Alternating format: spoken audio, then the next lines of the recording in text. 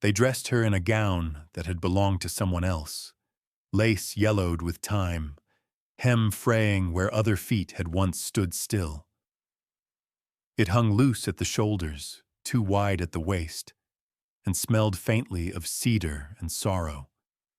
But Lena wore it without adjusting a seam. She stood in the center of Dust Creek's gathering square, beneath a sky bleached pale by the Texas sun, where every glance slid past her like she wasn't worth remembering. No one asked if she wanted this. No one asked if she was ready. The papers had already been signed. The peace had already been promised. She was just the offering to make it last. Her hands trembled slightly, not from fear, but from the weight of being looked through. And still, she didn't lower her gaze. Her spine, long and quiet like the pine trees behind the churchyard, did not bend. If she was to be given away, then she would not go like a ghost. She would be remembered, not as the girl they handed over, but as the woman who refused to vanish. Texas Frontier, 1873. The wind howled through Dust Creek like a confession too raw to speak aloud. It tore past low-slung rooftops, kicking up fine red sand that clung to clapboard walls and rattled loose hinges with a sigh held too long in the chest. Men stood on the warped steps of the whitewashed church, their linen shirts faded by sun, their brimmed hats tipped low to shield their eyes. They didn't look at each other. They looked at her. Lena Baptiste stood alone, slender as a rifle barrel, her shoulders squared like they carried the weight of a loaded stock. Her hands clutched the frayed hem of a wedding dress, its fabric not hers, but borrowed from someone else's past. The bodice was buttoned tight, though 3 hooks refused to catch. The waist cinched like it meant to hold a woman in place, not cherish her. It wasn't made for Lena, just pulled from a dusty trunk, like she'd been pulled from this life to barter for peace. She said nothing. No pleas, no smiles to soften their hearts. She only stood, letting them do what they'd already decided. They called it an act for peace. The men of the town, Mayor Hammond, Preacher Barlow, Rancher Duncan, had all agreed. Talks with the Comanche would falter without a gesture of goodwill. So they chose her, a black girl with no kin, no land, no husband, as if her lacks made her easier to give away than others. She was a slave once, someone muttered. No ties to bind her, another added. We can't keep losing horses and corn every season, the mayor declared. 1 soul for the sake of 100. No one asked Lena what she wanted. Tamah Red Elk rode in from the north, a tall Comanche warrior, silent, his posture on horseback steady as an oak against a gale. He didn't come alone. Others rode behind him, bearing blankets, tobacco, seeds, and a sack of cornmeal, offerings for peace. But in the end, the true trade was Lena. She stepped out of the church beside the mayor. Noon sun cast sharp shadows on the steps, and the wedding dress didn't hide the scars circling her wrists, marks from Louisiana days when chains spoke louder than law. She'd grown up in silence, taught that no one cared to hear a girl like her. Today, in that silence, she heard everything. Townsfolk lined the dirt street. Some pretended not to see her. Others stared like they were watching a funeral. Sarah Linley, once her closest friend, stood under the awning of the general store.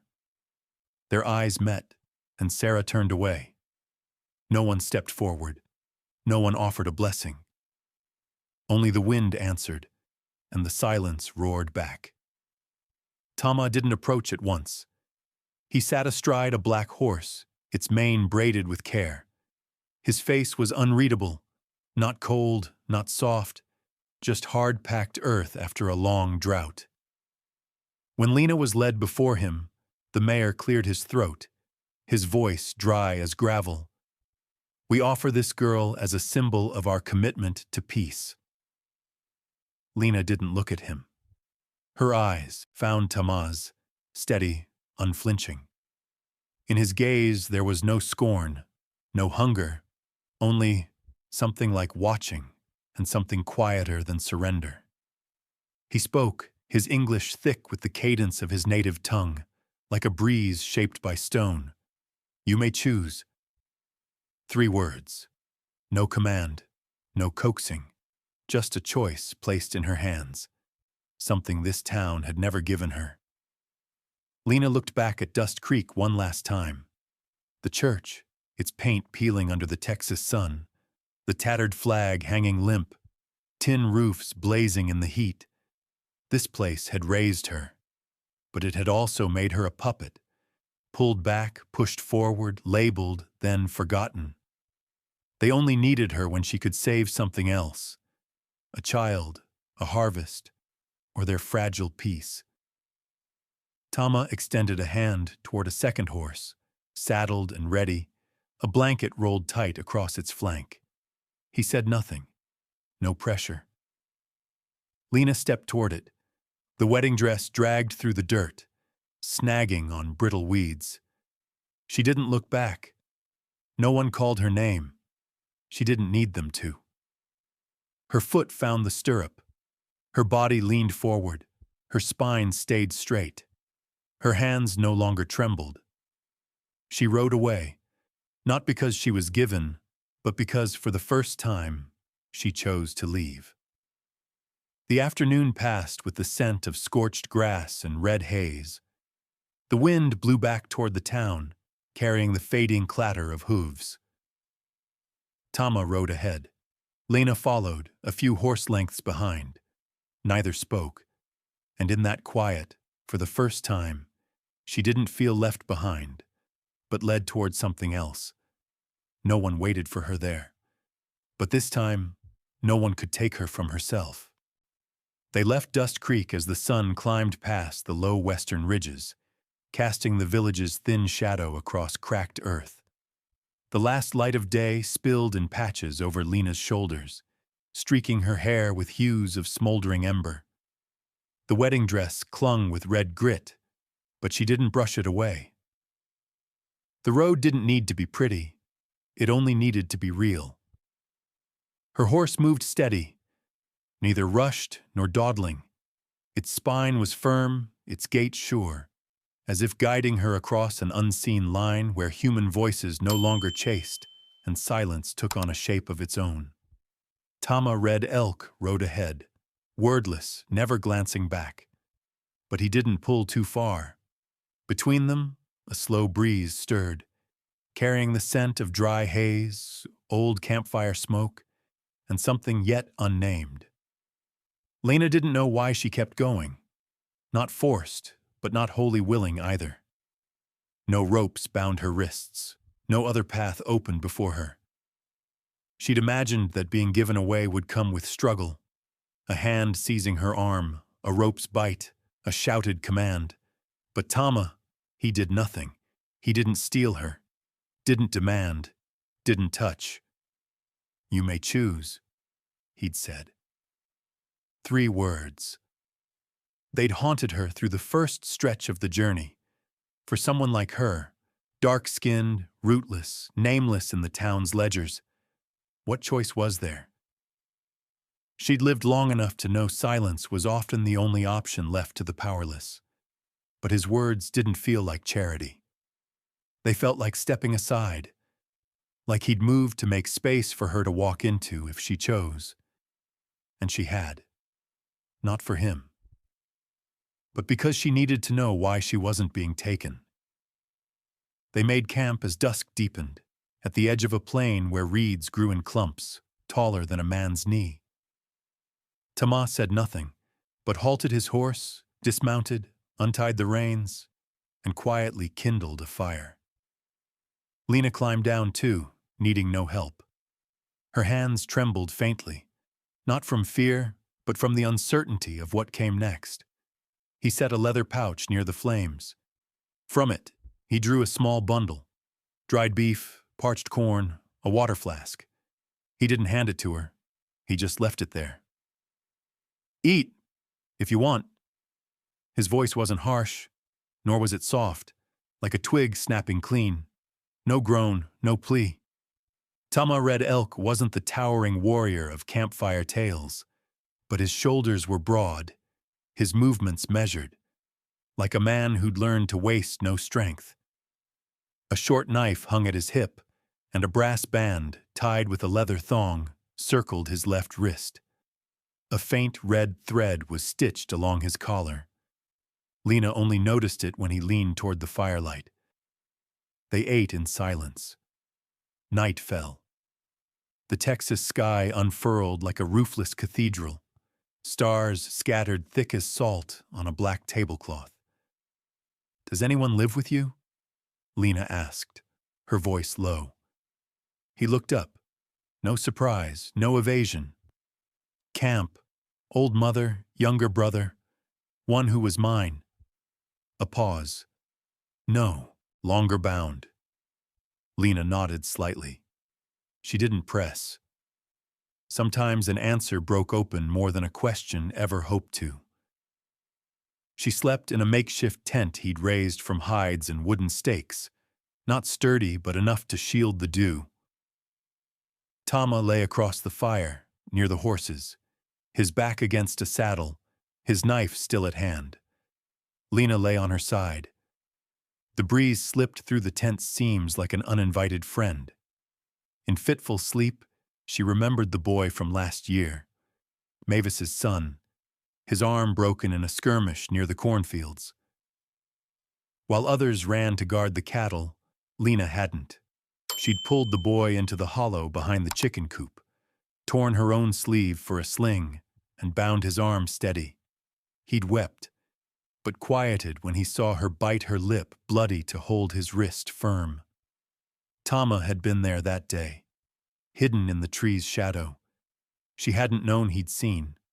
But now, thinking back, maybe that was why he didn't treat her like a traded thing. Come morning, he waited for her to rise before breaking camp. A small gesture. But Lena noticed. He didn't prod, didn't signal, just waited. They rode on, through low hills where golden grass bent under gusts like a painter's stroke. Lena followed, 3 horse lengths behind. Close enough to breathe, far enough to turn back if she chose. But her feet didn't falter. Her mind no longer asked, "Why was I given away?" Now it was, "Why doesn't he demand?" At noon, pausing by a creek, Tamah handed her a sprig of wild mint. "Chew it. Eases thirst." Lena took it, saying nothing. Its sharp, bitter tang stung her tongue. But she chewed, and in the quiet that followed, amid the trickle of water, the stamp of hooves, the sigh of a breeze over stone, she no longer felt led away. She was riding alongside. Nawah's tent stood at the camp's edge, far from the central fire's glow, tucked beneath sparse cottonwoods where the earth shifted from red grit to stone. It bore no adornments, no color, just a weathered frame draped in gray buffalo hide. So plain, Lena half thought she'd been sent to a place meant for the forgotten. But when the hide flap lifted, she met something unforgettable. Nawah's eyes, black, deep, and steady as mountain stone weathered through countless storms. "I'm Lena," she said, her voice low. "No need," Nawah replied, shaking out a buffalo hide. "I already know." It was Lena's first morning in the Comanche camp. No one roused her, but the clatter of iron pots and the sharp scent of campfire smoke did the work. Nawah didn't greet her. She only yanked the blanket off Lena's frame and said, not harshly, not gently, "Up." Soft hands do nothing. They began with water. The creek lay half a mile off. Nawah handed her a dry leather flask, nodded toward a lone oak, and walked ahead. Lena struggled to keep pace. Slick stones slipped underfoot. A contrary gust pushed against her. When water sloshed over the flask's lip a second time, she scowled. "It's heavy," she said. "Then learn to carry it," Nawa answered, not turning. The day passed in tasks simple yet unrelenting. Splitting wood with a dull axe, grinding parched corn with a stone pestle, stacking half-cured hides. Lunch was thin corn porridge, eaten without ceremony. Nawa took her share first, offering no invitation. Lena sat across, palms red and raw, blood beating where she'd gripped the axe too long. "This knife's too blunt," she muttered, scraping at stubborn fur on a hide.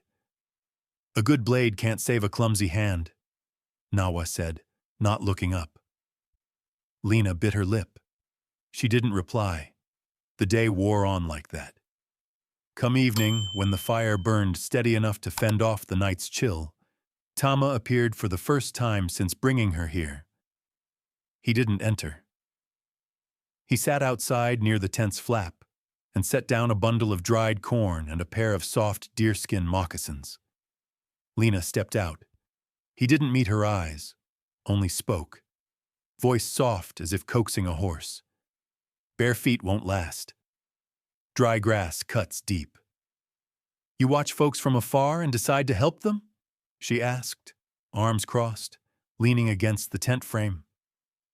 "Number, but you don't say what you need, so I guess." He stood, turned, and left. That night, Lena wore the moccasins. They fit like they'd been shaped for her. The days that followed stretched like a taut rope. No shouts, no scolding, but no praise either. Nawa taught through hands, through breath, through the pauses between motions. Once, when Lena tore a hide she was scraping, she braced for a sharp look.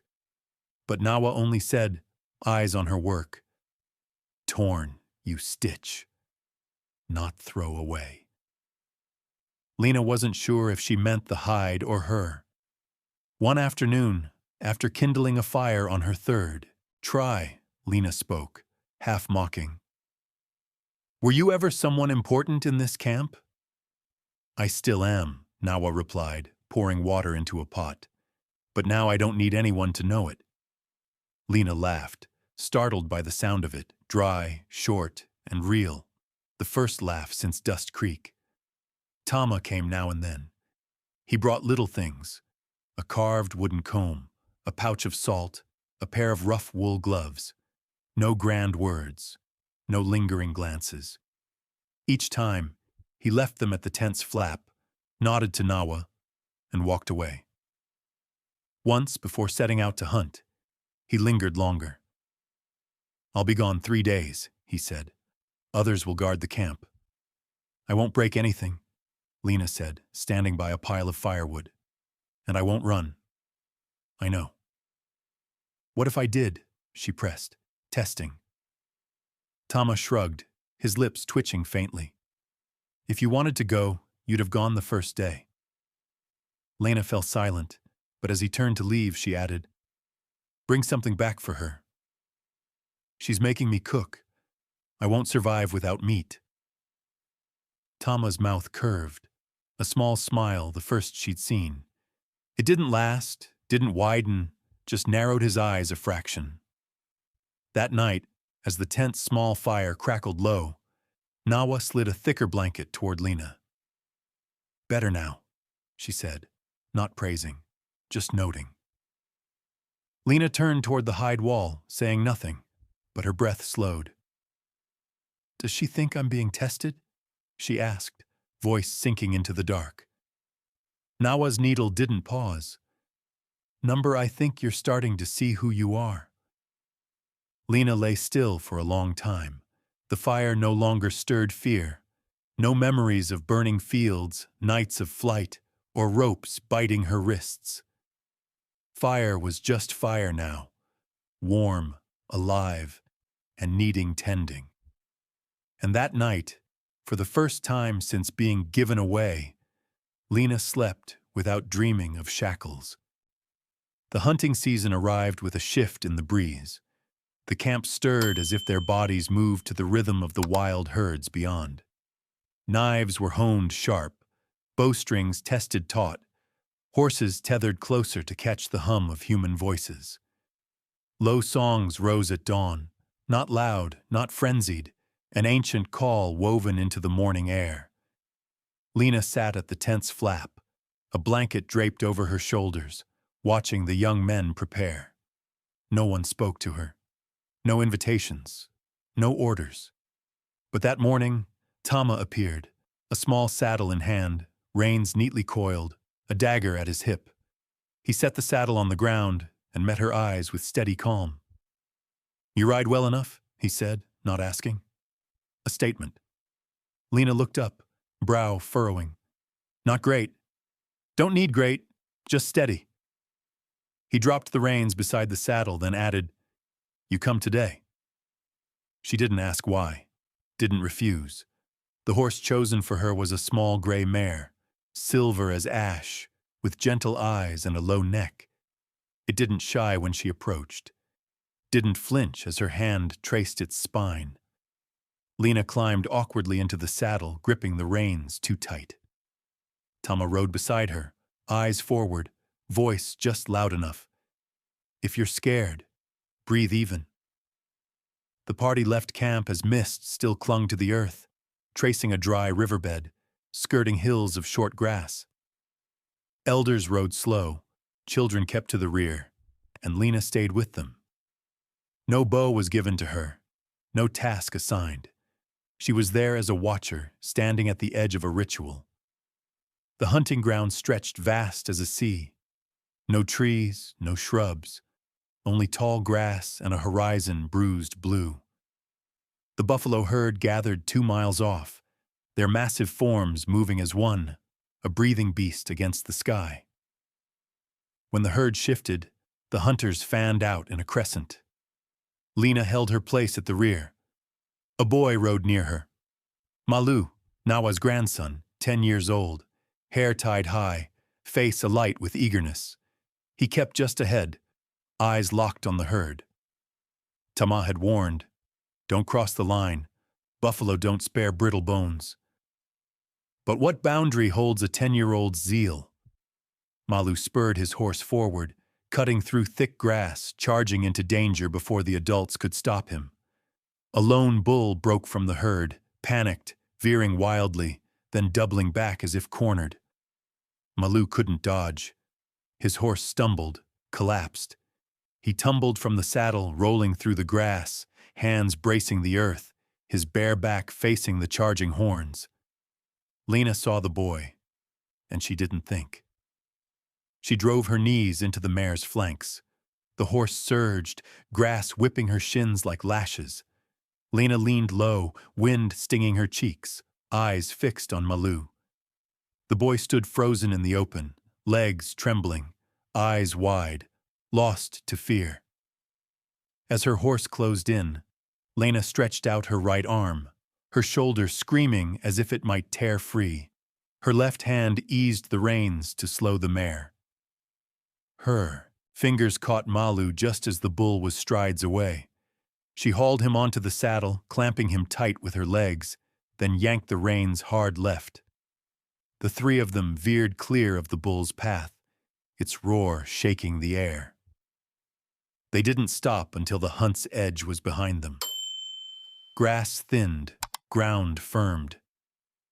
Lena slowed the mare, her heart hammering against her ribs. Malu clung to her waist, face buried in her sweat-soaked shirt. She halted, slid him to the ground, and checked for injuries, scrapes, bruises.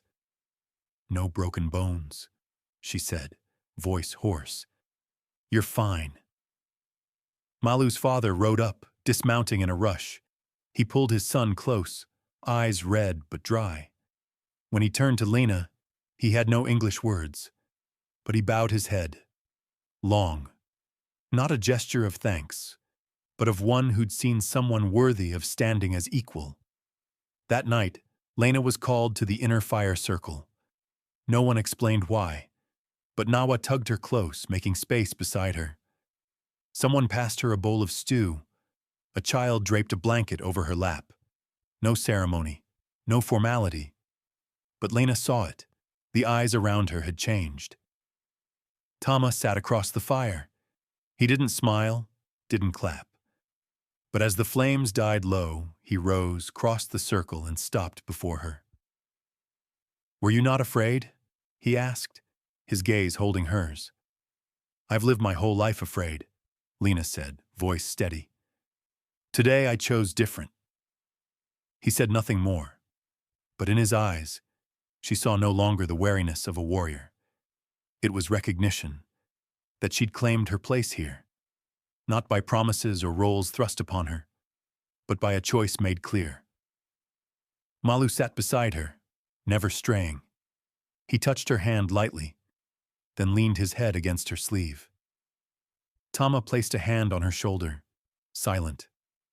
Lena didn't pull away, didn't flinch. A gust swept through the clearing, making the boy in her arms shiver. Tamah unfastened his cloak and draped it over them both. In that moment, their first closeness, Lena felt no need to guard herself. And as night fell, no calls from the village, no one to block her, no one to command. She didn't return to Nawa's tent. She followed Tamah, and they spoke no words. News traveled faster than anyone wished. A rider trading corn for whispers, a salt merchant catching a stray tale, a widow speaking more than needed, and soon all of Fort Wallace knew. The black girl taken by the Comanche. They didn't say her name, didn't speak of her choice to go. No one mentioned the child she saved or the laugh that broke her years of silence. They only heard a story simple enough to spark rage. A black girl, taken, needing rescue. Captain Roy Beckett was the first to rise from the table. His uniform always crisp, boots always polished, eyes always fixed on something beyond his reach. To him, every tragedy was an excuse, a righteous expedition, a speech to pave the way for gunfire. "They've touched a free citizen," he told Dust Creek's mayor. "We can't turn a blind eye." "But," the mayor faltered, "that girl, she's not—" "A citizen," Beckett cut in, "enough to be a cause." Lena knew nothing of Fort Wallace, nothing of maps drawn by hands that never touched the prairie. She only knew that night. The breeze carried the faint tang of gunpowder, dry, smoldering, lurking beneath pine wood and campfire smoke. The camp decided to send a party to trade. Tamah chose her because she spoke both tongues, because she'd lived in that other world. A small group rode with her, stopping at a neutral post halfway, a rough-hewn log outpost called the Middle Ground. Lena was held one night in a locked room, not as a prisoner, but not quite free. The man with the key was a guard, not cruel, just following orders. "Just for now," he said. "Someone'll talk to you tomorrow." She nodded, sitting on a wooden chair, her hand brushing her stomach. She wasn't certain yet, but her body spoke in quiet ways. Strange food turned her stomach, her chest ached, sleep came at odd hours. As night fell and the outpost grew still, she heard voices through the thin wooden wall. A man's voice, firm, edged with command. "Dawn tomorrow. Strike fast," when they gathered to pray. Another voice, softer, anxious. "What about the camp? Women, children? Collateral. No peace without a first blow." She knew that voice, Beckett. Lena rose, crossing to the flimsy wall, pressing her ear against it. The rustle of a map, footsteps pacing, a door slamming shut. Everything in her sharpened, as if the child yet unformed had laid a tiny hand on her heart and whispered, "Begin." She stood. The front door was locked, the window too high. She circled the room, searching under the bed, testing floorboards. Nothing. Just wood and grit, silent as a grave. Hours later, as the moon slid past its peak, She noticed a dark patch on the back wall where moonlight traced a thin edge like torn paper. She stepped closer, touched it. The wood clattered softly. A hidden hinge. Rusted. Lena glanced around. The chair's leg was too short, but she unbuckled her belt, wedged it into the hinge, and twisted. The wood groaned, like a sleeper stirred awake.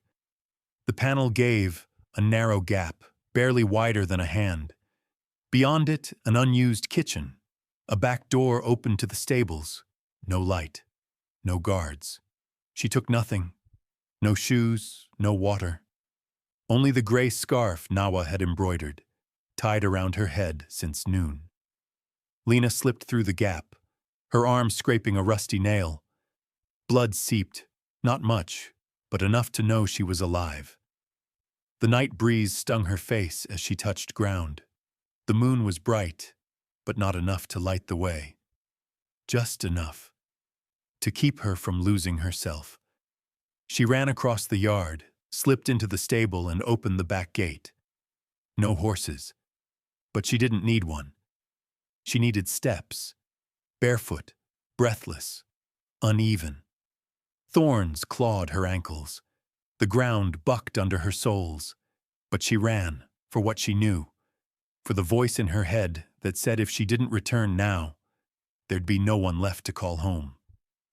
She reached the camp's edge as the first pink glow brushed the horizon. Breath ragged, back slick with sweat, her torn dress caked with mud. Tamah saw her from afar. He ran to her but didn't touch her, just walked beside, waiting for her to stop. "They're coming," she said. "Not to talk." He nodded. "Dawn. Tomorrow." Lena didn't know if she had strength left, but when she met his eyes, when the Comanche gathered around the fire, when Nawa rested a hand on her shoulder and asked nothing, she knew her voice would carry further than any road that had ever swallowed her steps. A council was called, swift. For the first time, Lena spoke at the fire's heart, not because someone allowed it, but because everyone needed to hear. "We could retreat," an elder said, "or strike first," a young warrior offered. Lena stood, no taller than anyone, no feathered cloak, no weapon at her side, but her voice rang clear, unshaken. "They're not coming for me," she said. "I'm just their excuse. They'll use my name to wash their hands of blood." She placed a hand on her stomach, an unconscious motion, but all eyes saw. "I carry a child, of two worlds. If we fight, it loses both. If we flee, it has nothing to remember." Tamah stood 3 steps away, like he'd stood in a storm, steady, unmoving, but now his shoulders trembled faintly. Something nameless cracked open in his silence.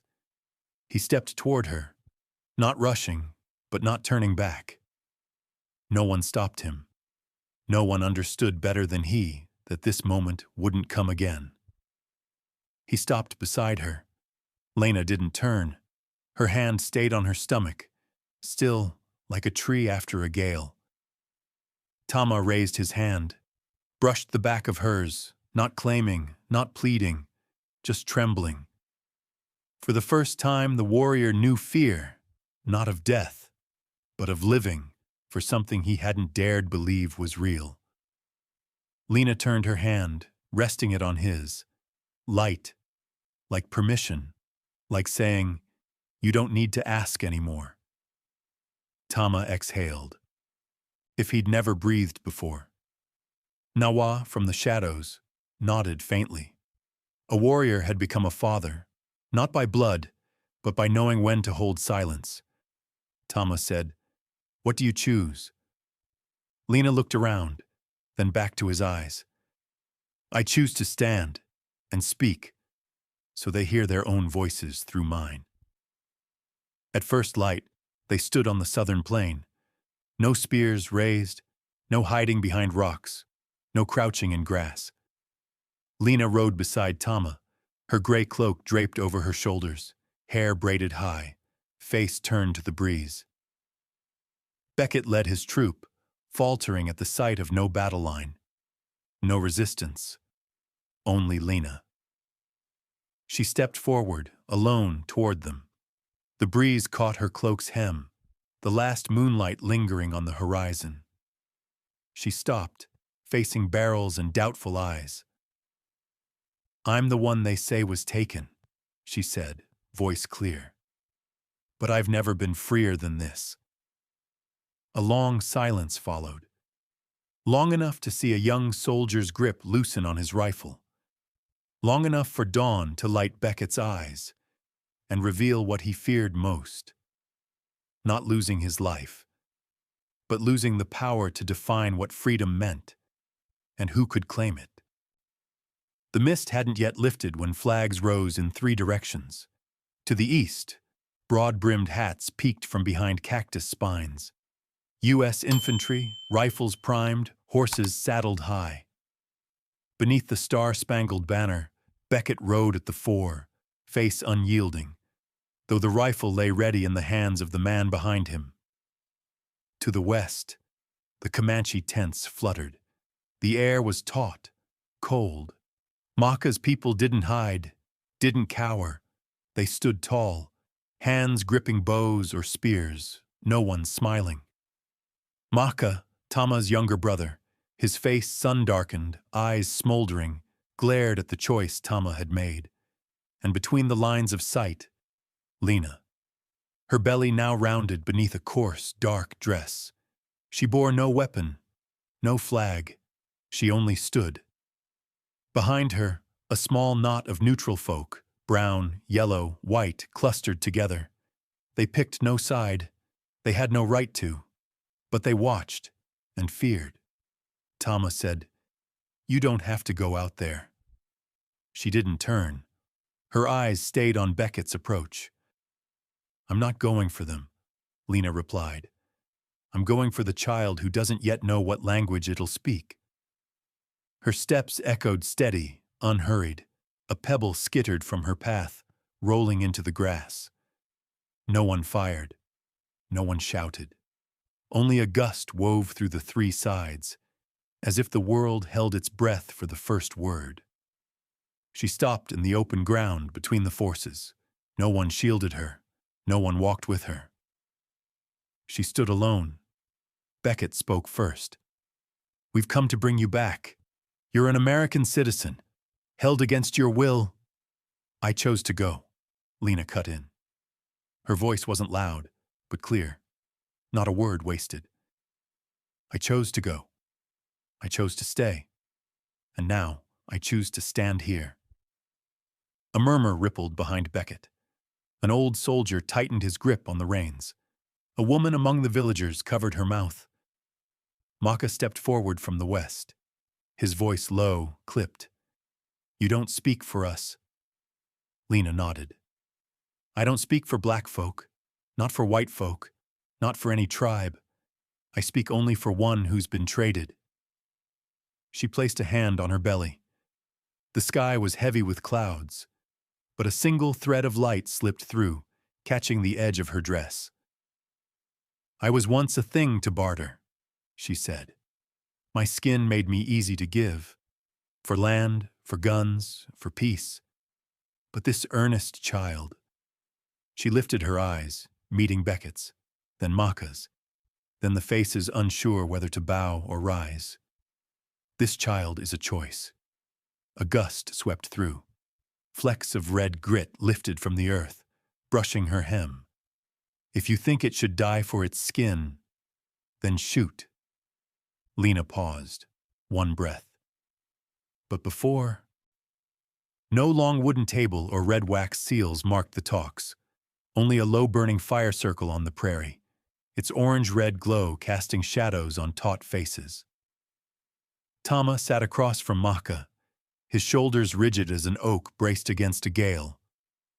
A young sergeant standing in for Captain Beckett sat beside them, clutching crumpled papers, his eyes dodging the fire's flicker.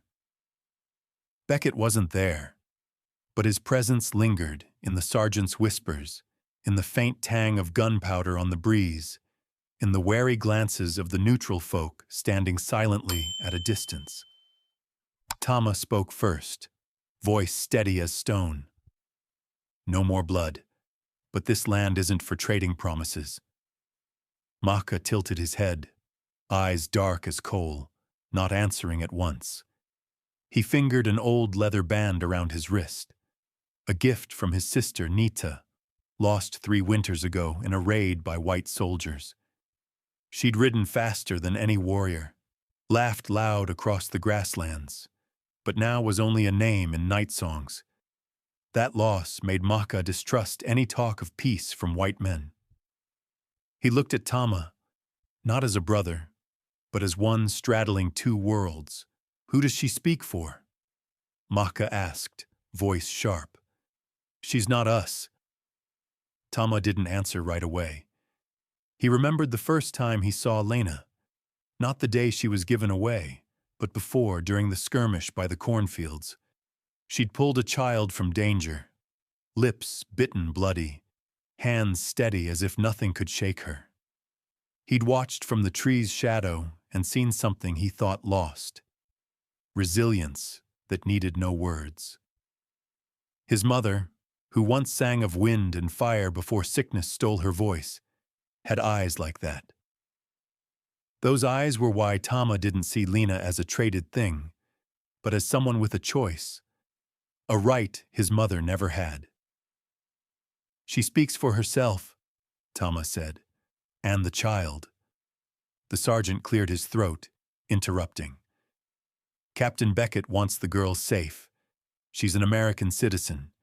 If you don't release her, there'll be consequences. His voice wavered, as if afraid of his own words. Maka's laugh was dry, like snapping grass. Consequences? You bring guns, call it peace?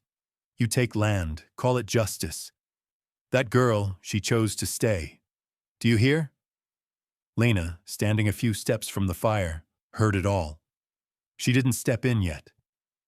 Her hand rested lightly on her belly, where the child grew, its faint pulse steady as the flames before her. She remembered Louisiana days, a child in chains in a plantation's grain shed.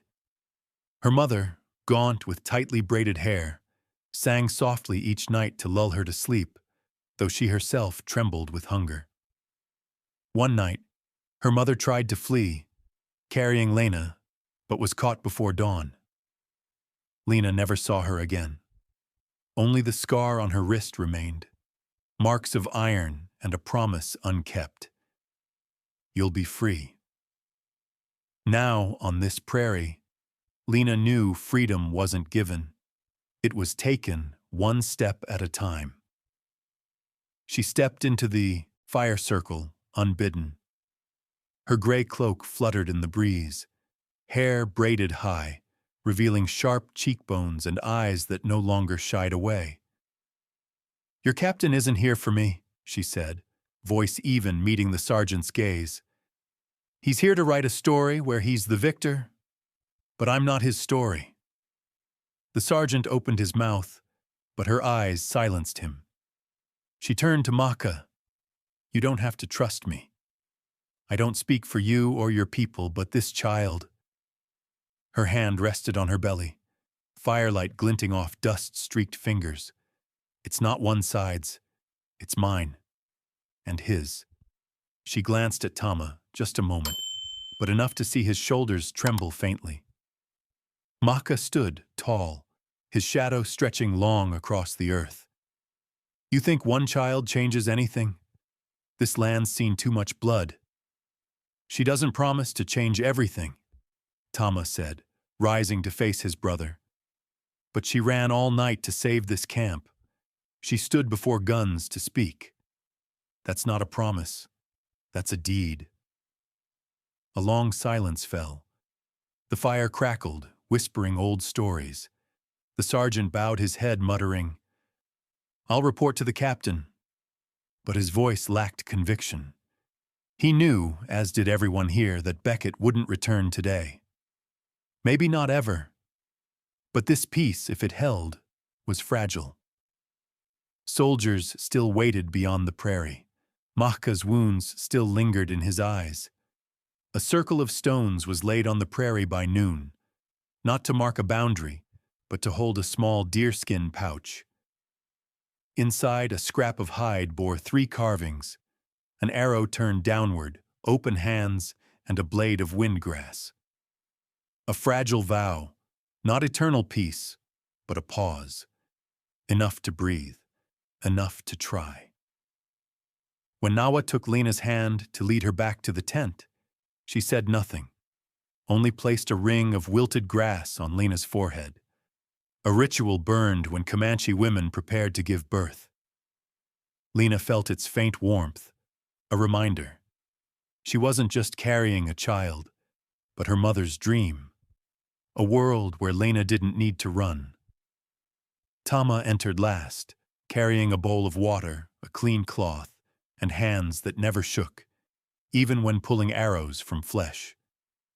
This time, he rested a hand on her shoulder.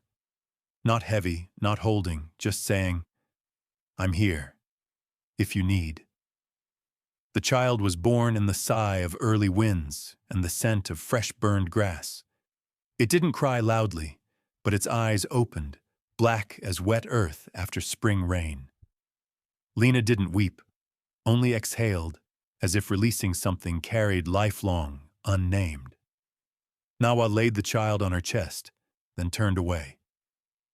Tamah stood, not touching the baby, only watching, as if waiting for permission to step closer. Lena turned her head, eyes still blurred with sweat, and reached out, her hand brushing his, not gripping, not pulling, just resting. And for the first time, he held hers back. Outside, Mahka sat alone by the cold ashes of the old fire circle, fingering the carved hide Lena had left behind.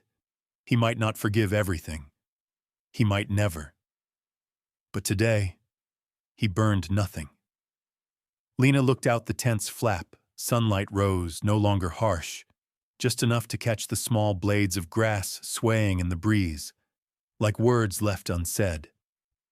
True love didn't seize. It waited, until you chose to turn back and knew you were no longer afraid. But out there, the prairie stretched wide, and the breeze still carried a faint whiff of gunpowder. Lena held the child closer, knowing the next steps, for her, for Tamah, for both worlds, wouldn't be easy. Freedom wasn't a destination. It was a road, thorn-strewn and windswept. They'd walk together. If this story settled in your heart like dust on a windowsill, we'd be mighty grateful if you gave it a like, hit that subscribe button, and maybe left a comment telling us what it made you feel. Here at Wild West Love Echoes, we tell the kind of stories that don't shout. They stay quiet in your chest long after the tale ends. Every word you share helps us carry these echoes a little farther down the trail.